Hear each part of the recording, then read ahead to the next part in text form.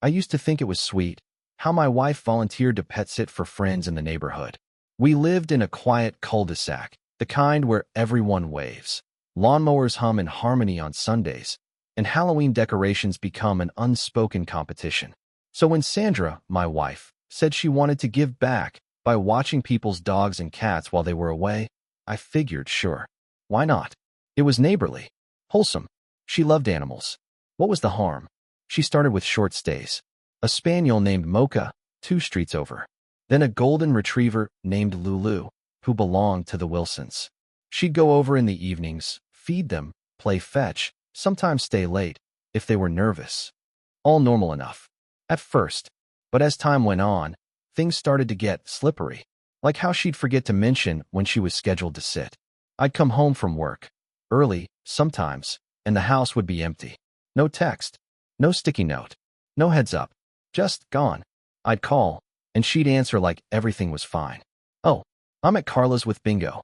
Didn't I tell you?" No, she didn't. Or how some nights she'd come back with hair tousled and her shirt inside out, swearing it was just from rolling on the carpet with the pups. Cute. But I've wrestled with dogs before. They don't usually undo your blouse buttons. Then there was the schedule. She kept it in her planner, a worn leather-bound thing she carried everywhere, guarded like a teenager's diary. I'd caught glimpses. Scribbled names, hearts, occasional time slots. But some pages were mysteriously sparse, like she'd deliberately erased entries. And a couple times I noticed the name Mason appear and then vanish. We didn't know a Mason. Not anymore, anyway. Because Mason was her ex. The one with tattoos up his forearm and a record the size of a CVS receipt. The one she wanted nothing to do with ever again. The one who, last I heard, was under house arrest after a bar fight turned into a bar brawl turned into a bar evacuation. I remembered because I was the one who picked her up from the courthouse when she testified against him years ago. So yeah, it rubbed me wrong when that name started showing up again, even if it was faint and half-scrubbed. Still, I said nothing. Because the second you start accusing someone of something without proof, you become the villain. Instead, I waited. I watched. And then fate handed me the one thing every betrayed spouse dreams of. Accidental evidence. It started with Duke, a big, slobbering mutt from down the block. Sweet dog. Dumber than a box of hair, but harmless. She'd been watching him for a week while the owners went to Napa. I saw her leave for Duke's one Saturday morning. Yoga pants, messy bun, coffee in hand. The typical dog-sitting uniform, apparently. But when she came home 3 hours later, Duke was with her. Odd, I thought. He never came to our house, she said. Oh, I figured he could use a change of scenery. Fair enough. Until I took him on a walk later that day and noticed something new around his neck. A collar I hadn't seen before. Black, snug, with a thick plastic mount right on the front. I reached down and clicked the button. Blink. A red light. I unsnapped it, turned it over, and realized it wasn't just a fancy collar. It was a GoPro harness. Tiny camera, tucked just under Duke's drool line. I looked around. Sandra was upstairs in the shower. I closed the front door, locked it quietly, and went straight to my laptop. It took all of 5 minutes to plug it in. The files loaded like ghosts out of the ether. First, a lot of chaos. Paws bouncing, Duke panting, the sidewalk whizzing by. But then, a hand. Not hers. A man's hand, covered in tattoos. And a voice. "Hey buddy, miss me?" My stomach turned. Then the camera shifted. And there she was. Sandra. Sitting cross-legged on the floor of someone's living room. Hair down. Lips curled into a grin I hadn't seen in months. "Close the blinds," she whispered. The man laughed.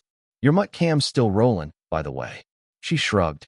"Who's gonna check a dog's GoPro?" My blood froze. The rest of the footage? I won't describe it. You don't need the play-by-play. Let's just say the camera didn't stop recording when they moved to the couch. And the kitchen counter. And the hallway mirror. I watched it once. Then again, not out of masochism, but strategy. I noted every detail. The timestamp. The layout. The voice. The damn tattoos, identical to the ones Mason had when I saw him in a court sketch 5 years ago. So now I knew. She wasn't just pet-sitting. She was ex-sitting. The next night, I said nothing. Let her cuddle next to me on the couch like nothing happened. Let her scroll through Instagram and pretend her life was boring and normal. Because I had something better than an accusation. I had a project. I took the footage, cut it up, and buried the worst of it under layers of clever editing. Instead, I created a masterpiece. A fake pet training video titled Advanced Obedience Techniques, the Mason Method. Clips of Duke walking, sitting, wagging his tail. Then little snips of her laughing. Her voice commanding sit. Though she wasn't talking to the dog. I blurred his face. I didn't need to ruin him. Just her. I uploaded it under her name. Made it look like a community project she'd been proud of. Added cute subtitles like Local Pet Sitter Shares Her Secrets. Then I sent it to every neighbor on our street. Subject line. Check out what Sandra's been working on. Paw prints. The replies rolled in within the hour. Oh wow, this is something. Is this a joke? You should probably see this before it spreads further. I let them stew. I let her burn. Because in 48 hours, her nice little cover story would implode. And the man who always left his socks in our laundry by accident. He was about to be very popular. I didn't plan on the socks being a thing. It just sort of fell into place. Literally. See, our upstairs neighbor, Corey, was a 30-something guy who dressed like a college freshman and had a haircut that screamed. I peaked during frat rush. Always loud. Always with a different truck parked in front of the building. Always blasting some kind of synth pop from the second-floor balcony, like he thought he was the DJ of the entire complex. He wasn't even supposed to be interesting. Just one of those harmless, shirtless guys you nod at in the hallway and hope doesn't ask to borrow your extension cord. But over the last year, he'd become familiar. Too familiar. It started with laundry. Our building's setup was annoying. Shared machines in the basement, one set per 2 floors. So, occasionally, you'd see someone's socks or boxers in your basket by accident. Only with Corey, it was always socks. Always just one. Always in our laundry. At first, I thought maybe he was just sloppy. Then I started to notice the pattern. Every time Sandra went down alone to switch the loads, she'd come back with one of Corey's signature neon ankle socks wedged into our towels or hiding inside a hoodie sleeve. She'd laugh it off. Oh, it must have clung in the dryer. I swear these things follow me. Yeah, because someone wanted them to. I didn't say anything. Not then. I had bigger fish in the frying pan, and the GoPro footage had lit the burner. But that week, the one after I uploaded the training reel to our neighbors, the socks started showing up again. Only now, I was keeping them. Tucked them into a Ziploc, labeled each one with the day I found it. Sunday, blue with yellow lightning bolt. Tuesday, red with skulls. Thursday, pink with flamingos. Saturday, black with just do it in orange script. For socks in 8 days. All Corey's. All mysteriously left behind in our laundry, even though I'd personally run the wash cycle. So unless Duke the dog had picked up a foot fetish, I knew exactly where the trail was leading. It got better. One night, I heard footsteps. Thin ones. Tiptoe-like. Just above our ceiling. Then a knock. 3 slow raps. Not at our door. At his. I turned the TV volume down, barely breathing. 10 seconds passed. Then the faint creak of a door opening upstairs. Then giggling. Not hers. His. Hope the mutt's not with you. Corey said, loud enough for me to hear through the vent. Nope. Just me. She whispered back. He thinks I'm with the McAllisters tonight. They've got a new cat or something. More laughter. Then silence. Then, the soft stomp of someone walking toward a couch. I didn't need to guess what came next. Let me be clear, I wasn't shocked anymore. Wasn't even angry, really. This was beyond betrayal. It was idiocy. An affair with an ex? That's messy. An affair with an ex and the upstairs neighbor who leaves his laundry like breadcrumbs? That's stupid. But that night, that's when I got the idea. The brunch. You see, every Sunday for the last 3 years, Sandra and I had gone to the same brunch spot. Basil and Birch, a place with overpriced eggs, bottomless mimosas, and a server named Gavin who wore suspenders unironically. It was our tradition. Or at least it had been. But a few weeks back, she started skipping. Said she wasn't feeling eggs. Or already ate at home. Or had a meeting with a rescue group. Which was odd, because I never once saw her bring home a rescue form, flyer, or leash. Then I found the receipt. Buried in our kitchen trash, folded inside a paper towel like it had something to hide. Basil and Birch. 2 entrees. 2 drinks. Timestamp, Sunday, 11:34 a.m. The exact time I had been sitting at home alone, waiting for her to come back from her quick Target run. I called the restaurant. Told them I was confirming a reservation under Sandra's name. The host said, Oh yeah, she's on our recurring Sunday slot. Patio table for two. Want to update the guest count? My stomach sank. So she had a standing reservation. For two. Every Sunday. While I sat home like an idiot reheating last night's pizza, she was sipping mimosas with someone else in our booth, our spot. I asked the host if I could book the private back room. He said sure. It wasn't cheap, but I told him money didn't matter. I want to host a surprise brunch, I told him. Oh, like a birthday? Something like that. I made a guest list. Our neighbors. Her coworkers. My sister. Even Gavin the suspenders guy. Anyone who'd seen us as a happy couple. Anyone she'd lied to. Anyone she'd grinned at while holding his hand under the brunch table. I called it Sandra's Appreciation Brunch, a surprise celebration. The invite went out Friday night. By Saturday morning, I had 17 RSVPs. Some left comments like, OMG, she deserves it. Or, she's always been so kind to the neighborhood pets. Or, can't wait to surprise her. Yeah, they'd be surprised, all right. But not as much as her. The plan was simple. She'd go to brunch like always. Sit at her usual table. Order her usual meal. Laugh with her usual companion, likely sock boy upstairs. Then the host would accidentally escort them to the back room instead of the patio. And there, waiting, would be everyone. And me. And a slideshow. And a screen queued up to play a very special video called How to Lose a Husband in 10 Dogs or Less. Because I hadn't just uploaded the footage for the neighbors. I'd made a backup. Clean. Crisp. Cut to music. It started with cute pets. And ended with Corey's arm around her waist while she smiled like she'd won something. No nudity. No explicit content. Just the kind of suggestive footage that makes people shift uncomfortably in their chairs. Enough to raise eyebrows. Enough to ruin reputations.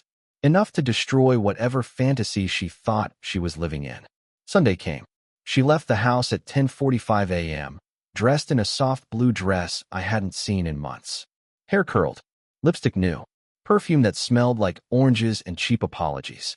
Want anything from Target after brunch? She asked sweetly. I smiled. Nah, I'm good. She left. I grabbed my jacket. And followed. Next stop? Basil and Birch. And the end of her little fairy tale.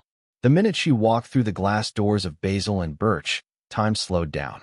I'd seen Sandra dressed up before, for weddings, for office events, for New Year's parties we used to throw when we still believed in each other.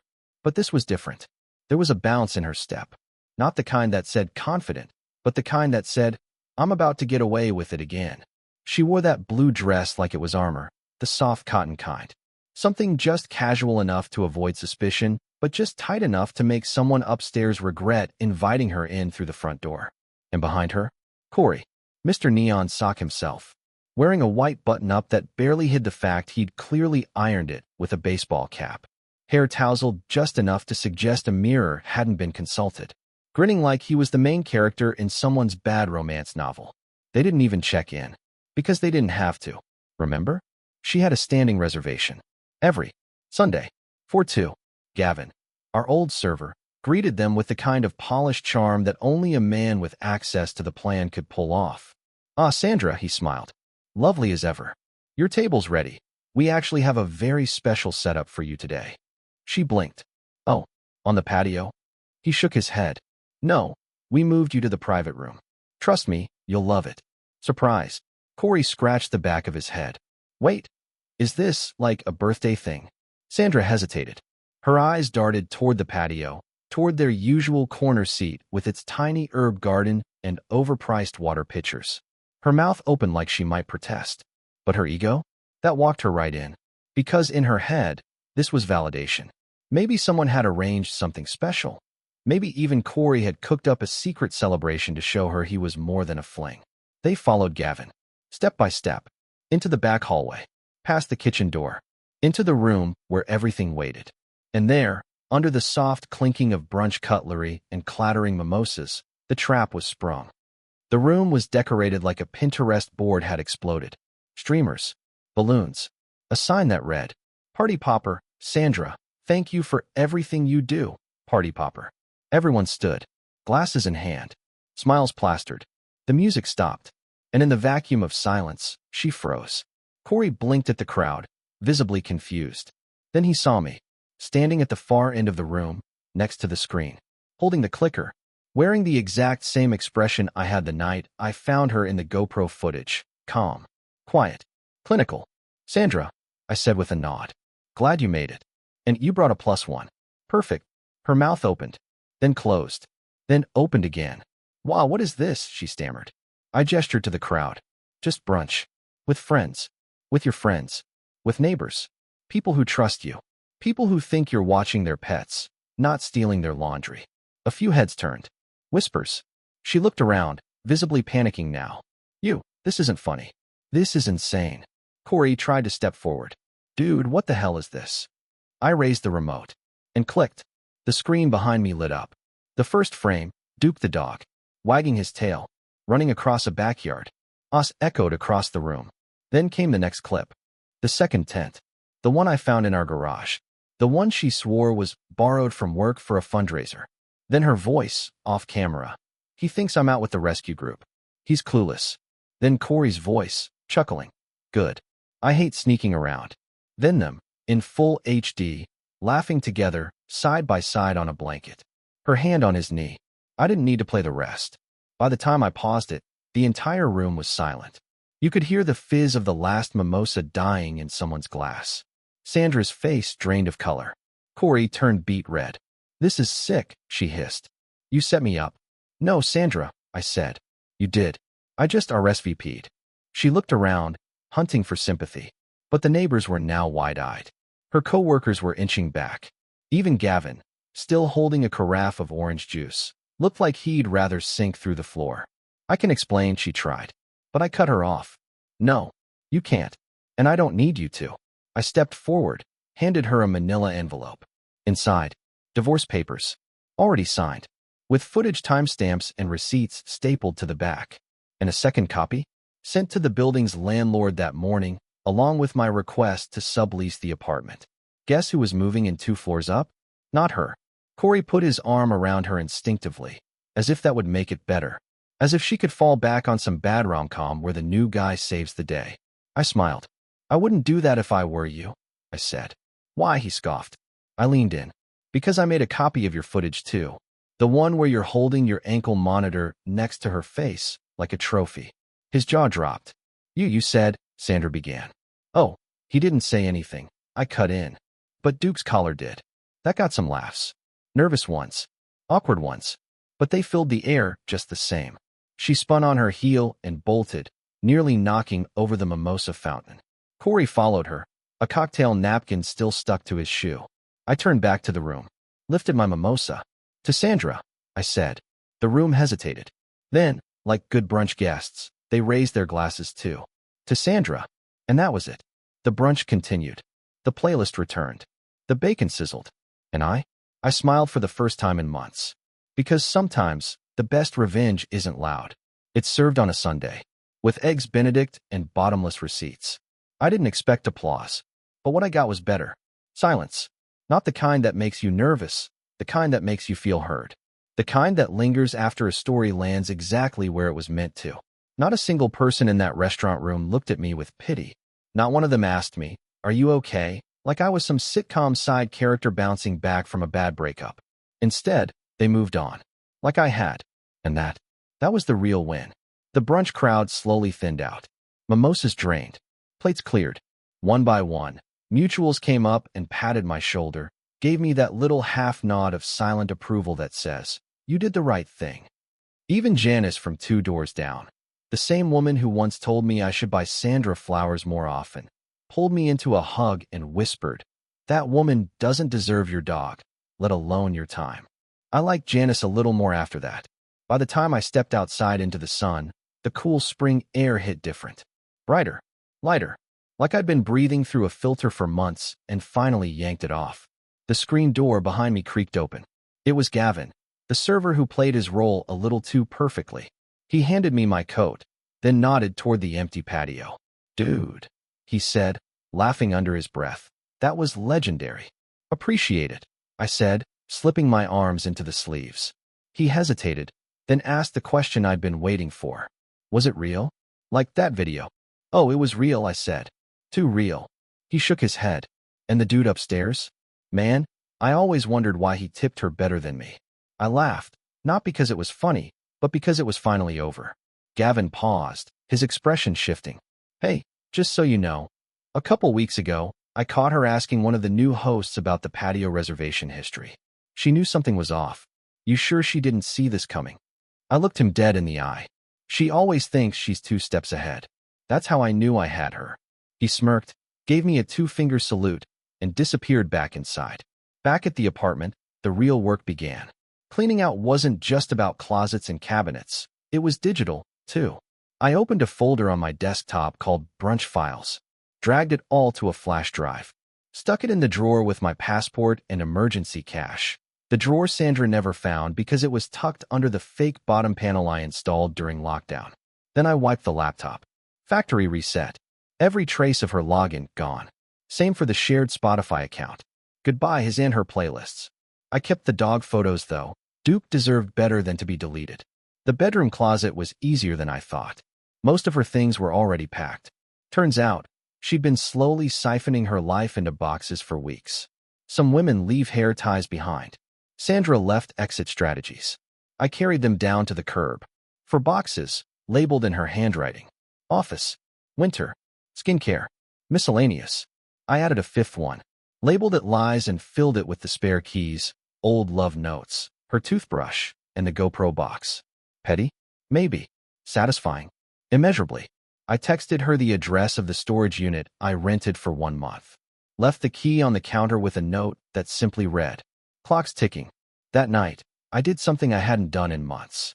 I sat on the couch, with the dog, and nothing else. No noise. No fake laughter from the other room. No shower running mysteriously late on a Sunday. Just me, Duke, and the kind of quiet that didn't feel suspicious anymore. He laid his head on my knee and let out a sigh that matched my own. Trauma, it turns out, travels on leashes too. I scratched behind his ears. You really wore that camera like a champ, buddy. He thumped his tail. That night, I slept with the door open. Not because I was waiting for her to come back, but because for the first time, I wasn't scared of what might walk through it. Monday morning came fast, and it came with a knock. I opened the door to find Corey, standing in joggers, holding a leash, sunglasses hiding the fact that his face looked like it hadn't seen a pillow in a while. The dog at the other end? Bruno, the pit mix Sandra watched for 2 weeks straight while she helped out a friend going through chemo. I guess house arrest wasn't the medical emergency she described. Corey didn't say anything right away. He just stood there, like if he waited long enough, I'd throw the first punch and get it over with. I didn't. You need something? I asked. He cleared his throat. She won't talk to me, he said. Blocked my number. Told the landlord I broke in. Sounds like a her problem. I didn't know she was married. I raised an eyebrow. Dude, he added quickly. I thought she was divorced already. She told me she had an ex that moved out months ago. Then why'd you keep calling me the roommate? He went pale. Yeah, thought so. Corey swallowed hard. Look, I didn't come to fight. I came to apologize. I didn't expect her to do this. To both of us. She didn't do anything to me, I said, coolly. I let her. That's the difference. He blinked. You should go, I said, and take your dog with you. Before mine decides he wants round 2. As if on cue, Duke growled from behind me. Corey turned. Walked off. Didn't look back. Later that afternoon, I walked past the laundry room. The one where her missing panties always somehow ended up. Found a basket with a sock. Neon green. Still smelled like guilt. I dropped it in the trash chute. Felt like dropping a body. And just like that, the last thread was cut. No more socks. No more brunches. No more lies. Just me, the dog, and a calendar that didn't come with standing reservations. The next morning, I walked the dog myself. It felt right, like I owed that mutt a debt. After all, he'd delivered the truth when no one else would. A 4-legged mailman of betrayal, strapped with a GoPro and an unspoken warning.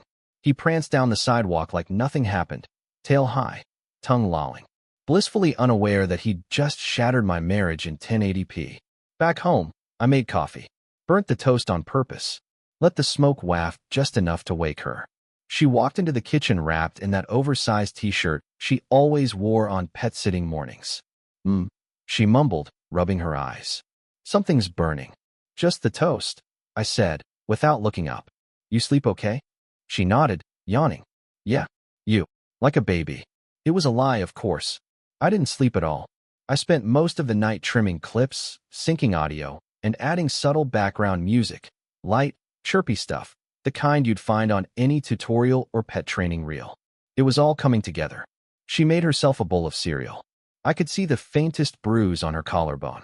She hadn't even tried to hide it this time. Maybe she thought I wouldn't notice. Or maybe she'd already decided I wouldn't care. She didn't know me at all. Later that day, I waited until she left for the store. Claimed she had to pick up more grain-free snacks for Baxter. I waved her off from the porch with a smile, then rushed inside and pulled out my phone. I uploaded the video to a fresh YouTube channel under her name, Amy's Pet Tips. It opened with a title card. Episode 1. Trust and Training. Teaching dogs to respect boundaries. Then, chirpy ukulele music. The first few shots were harmless. A happy dog. A bag of treats. Amy's voice calling him to sit, stay, roll over. Then came the shift. A new scene. Different lighting. The dog wanders through a doorway into a dim room. The camera shakes a little, then catches a glimpse of two people. One male, shirtless, leaning over Amy as she laughs and pushes him onto the couch. They kiss. The sound of a zipper. Her shirt slips off. I blurred the more obvious parts. Just enough to keep it clean, but not enough to leave anything to the imagination. The video cuts back to the dog waiting patiently at the door. Then my voice, off camera, delivering a final line. And that's why it's important to never let your pets near bad behavior. They pick up on everything. Fade to black. I hit upload. But I didn't stop there. I copied the link and drafted an email blast. Recipients. Every neighbor who had ever asked us to dog sit. Every PDA contact she had. Her yoga class mailing list. And a few of her smug influencer mom friends who loved pretending suburbia was flawless. Subject line, Amy's pet sitting channel just dropped. Must watch. I hit send. Then I sat back and waited. It took about 40 minutes. The first reply came from Sandra across the street. Was this supposed to be public? Then another from Marcus. Holy hell. Dude, did you mean to send this? And then Carol. This is disgusting. You should be ashamed, or SHE should. I heard the garage door rumble as Amy pulled back into the driveway. She slammed her car door harder than usual. Stormed inside. Did you send something to people? She barked, holding her phone in the air like a bloody dagger. I blinked. What do you mean? This. She shoved the screen in my face. The video was playing. I could see the couch scene paused right at the part where her shoulder tattoo peeked out from under her bra strap. Why would you? How could you? I leaned back in my chair and crossed my arms. I didn't record that, I said calmly. Your boyfriend's dog did. She froze. Her mouth opened. Closed. Opened again. You went through the footage? She whispered. Of a dog you brought into our house. I asked. A dog I fed, walked, let lick my face. I didn't think. No, I cut her off. You didn't. Tears welled up. Crocodile or real, I didn't care. But you don't understand. Oh, I understand perfectly, I said. You've been pet-sitting your ex. The same guy you swore was out of your life. The same guy who somehow got house arrest and a live-in pet you just had to watch over. I had no choice, she mumbled. He begged me. And you said yes. Silence. You don't get it. It's complicated, she said, voice trembling. He needed help. He can't leave the house. And you thought you'd just leave your wedding ring at the door and clock in for. What? Therapy. I made a mistake, she whispered. No, I said, standing. You made a series of very specific, conscious decisions. With timestamps. She blinked. What does that mean? I didn't answer. Instead, I handed her a printed guest list. This, I said, is for Sunday. Her eyes scanned it. Recognized names. Neighbors. Friends. Family. What is this? She asked slowly. Our goodbye brunch, I said. You're still invited. He is too. Then I walked past her, whistled for Baxter, and took the mutt for another walk. Sunday came with cloudless skies and perfect weather. One of those days that almost feels handpicked by the universe for something unforgettable. If she'd been paying attention, maybe she'd have felt the chill under the sunshine. Maybe she'd have noticed how quiet I'd been all week. How polite. How passive. But no. Amy spent the morning acting like everything was normal. She wore the floral dress she always saved for church events or PDA fundraisers. Lip gloss. Light perfume. Hair curled. The wife costume was pressed and polished. Too bad the script had changed. She asked if I still wanted to go to brunch, if I was feeling better after our talk. I nodded. I think today will bring some closure. She smiled. That's good. I think we need that. She had no idea. We drove separately. She claimed she wanted to run a quick errand after. I told her that was fine. In fact, it worked better that way. The restaurant was one of those trendy, upscale brunch places with string lights over the patio and fusion items on the menu. We'd been there dozens of times. Everyone knew us. The smiling couple that ordered the same thing every Sunday. Shakshuka for her, biscuit hash for me. Every single time. Like clockwork. She parked first. I saw her get out, look around, then glance at her phone. 5 minutes later, he showed up. The same guy from the GoPro footage, her ex. The one with the court-ordered ankle monitor and the smug look that made you want to break your own nose just to forget his face. He hugged her quick, scanned the lot like he was expecting trouble, then they walked in together. They didn't notice the back room reserved sign on the door. They didn't see me waiting just inside. She was mid-laugh when she finally looked up. Her smile snapped in half. Every single face in that room turned toward her. 40 people. Neighbors, co-workers, 2 of her sisters, a woman from her spin class, even our mail carrier. And all of them had already seen the pet training video. It played on loop on the mounted TV at the far end of the room. On mute. With captions. I even added a little logo in the corner, Amy's Pet Tips. Her expression collapsed in slow motion. He froze. Like an animal that walked into a trap and realized too late it wasn't alone in the woods. I stood beside the buffet table, hands folded in front of me, wearing my best navy button-down, the one she bought me for our 5th anniversary. Welcome, I said loudly, letting my voice carry. Glad you both could join us. Hope you don't mind. We all just love brunch. Someone chuckled in the corner. That broke the silence. She opened her mouth, then closed it again. Her eyes darted to the screen, to me, then to the stunned crowd behind her. Her knees wobbled. I don't understand, she said, barely above a whisper. You will, I replied, gesturing toward the TV. Keep watching. The clip reset. The same dog, same chirpy music. The couch scene again. Blurred but unmistakable. This time, the captions read, Remember, dogs aren't the only ones who know when they're being lied to. Her sister gasped. One neighbor muttered something about trash. Someone else whispered, That's her ex, isn't it? The one from jail. The guy beside her finally found his voice. Man, this is low, he hissed. I turned to him. Takes one to know one. He scowled, took a step forward, but then noticed something. 2 guys near the door. Big guys.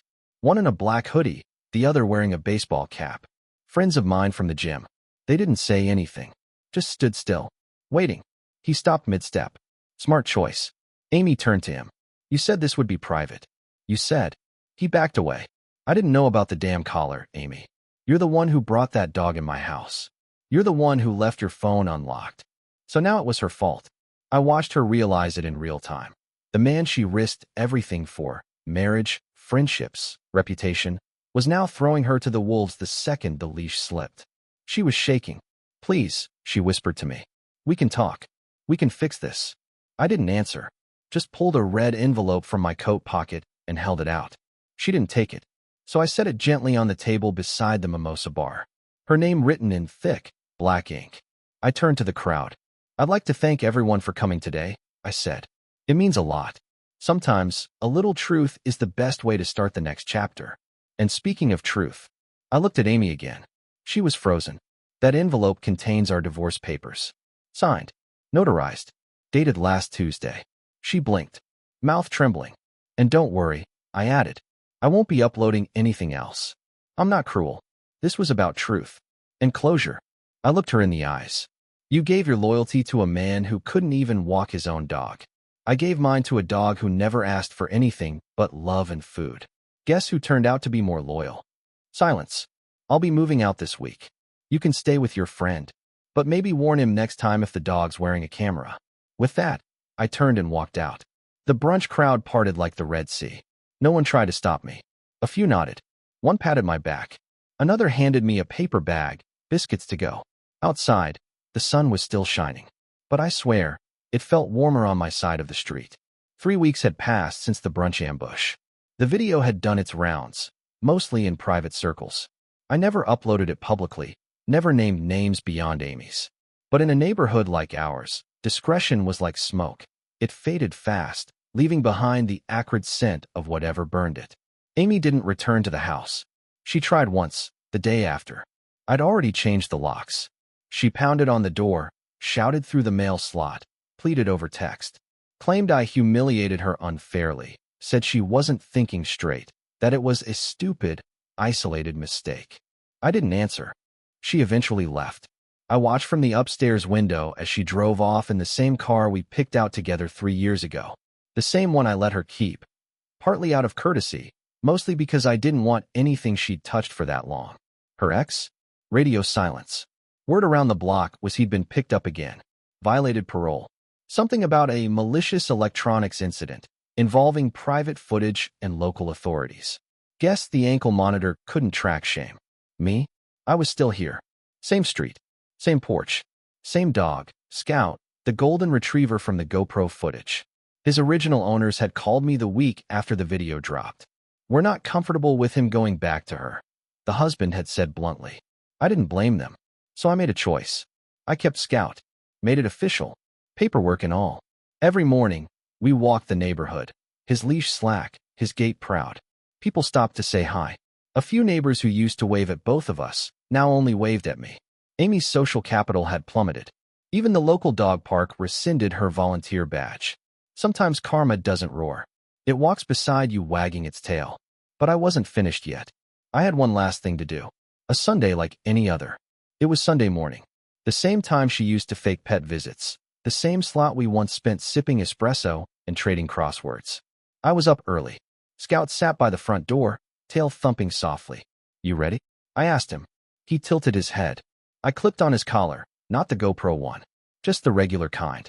But today, it held a new tag, engraved with a quote I stole from a movie we used to love. Sometimes, loyalty comes with fur. Corny? Maybe. But real. We made our way up the block. Past the corner deli. Past the park. Past the street Amy used to pretend she didn't walk down when she was dog-sitting. Then we stopped. Her new apartment was a block over. Smaller, dimmer, crammed above a pawn shop with a We Buy Gold sign that flickered in daylight. I tied Scout's leash to the bench outside. Took out my phone. Tapped twice. Waited. 30 seconds later, the ringtone echoed from her open window upstairs. She answered. Hello. Look outside. She did. Saw Scout. Then me. Then the camera. The final message. I lifted my phone, recording. You lied. I said calmly, my voice low but sharp. You betrayed. You hid it in fur and silence and Sunday mornings. She didn't hang up. She just froze. I gave you chances. I gave you trust. You fed it crumbs while you feasted elsewhere. And now, Scout gets what you threw away. She started to cry. I didn't stop. This isn't for likes. This isn't for revenge porn. This is for truth. I held up an envelope. This is from the neighbors. A formal letter. Scout's owners. They've signed over custody to me permanently. He's not your access pass anymore. He's mine. I paused. And one more thing. I set the envelope down next to Scout on the bench. Inside was a framed still shot, a freeze frame from the GoPro video. Not the explicit part. Just one image. Amy smiling. Her ex in the background. Scout sitting between them, confused. I had captioned it. Dogs know. Keep it, I told her. Put it on your fridge. Or bury it. Doesn't matter. Just remember, even a dog knew you were lying. I ended the call. Pocketed the phone. Scout wagged, unaware of the symbolic weight he carried. Come on, buddy, I said. We walked away. I didn't look back. 3 months later, I moved. Same city, new place. With a yard. Scout adjusted fast. Dogs always do when the human energy is good. We had a new routine now. Evening fetch, long morning walks, and Saturday park meetups. People knew us. Just not as the couple. Just as the guy with the golden retriever who smiles too much. One afternoon, a woman at the park, dark hair, green eyes, carrying her own camera-equipped pup, asked me what Scout's tag meant. I told her. She laughed, then looked at me.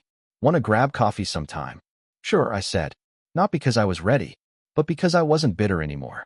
And sometimes, healing doesn't come from revenge. It comes from letting the leash go and seeing who stays beside you when you don't yank it. Subscribe to the channel